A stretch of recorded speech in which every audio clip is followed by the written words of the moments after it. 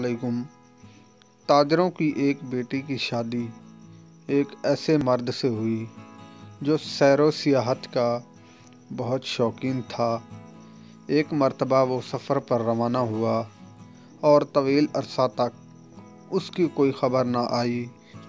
اس کی بیوی انتظار اور احساس تنہائی کے ہاتھوں تاجروں کے ایک نوجوان خوبرو بیٹے کی محبت میں گرفتار ہو گئی۔ دونوں ایک دوسرے کو محبت کے اسیر تھے۔ ایک دن اس نوجوان کا کسی آدمی سے جھگڑا ہو گیا۔ اس آدمی نے پولیس پر رپورٹ لکھوائی۔ سربراہ پولیس نے اس نوجوان کو گرفتار کر کے جیل میں ڈال دیا۔ جب یہ خبر تاجر کی بیوی یعنی اس نوجوان کی محبوبہ تک پہنچی تو اس نے اپنے سب سے قیمتی کپڑے زیب تن کیے اور غصے میں آگ بگولا سربراہ پولیس کی خدمت میں پہنچی۔ پہلے وہ آداب بجا لائی اور پھر ایک تحریری شکایت پیش کی۔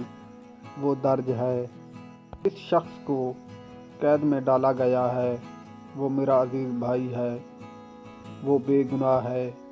اس کے خلاف جھوٹی شہادت پیش کی گئی ہے اور اسے ناجائز طریقے سے قید کیا گیا ہے۔ وہ میرے نان و نسخے کا ذمہ دار ہے اور اس کے بغیر میں لاوارث ہوں۔ اس لیے میں یہ درخواست کرتی ہوں کہ اسے جلد سے جلد رہا کیا جائے۔ جب وہ گزارش والی شہر کی خدمت میں پیش کی گئی تو اس نے ایک نظر عورت پر ڈالی۔ نظر کا کیا ڈالنا تھا کہ وہ اپنا دل کھو بیٹھا۔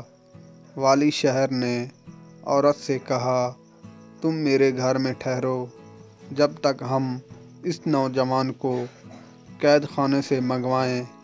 جب وہ آ جائے گا تو ہم اسے تمہارے ہمراہ بھیج دیں گے۔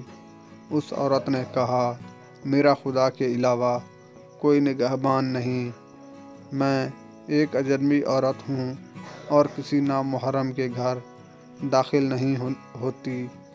والی شہر بولا، جب تک میرے گھر نہیں جاؤ گی میں اس مرد کو رہا نہیں کر سکتا۔ ہمارا تنہائی میں ملنا بہت ضروری ہے۔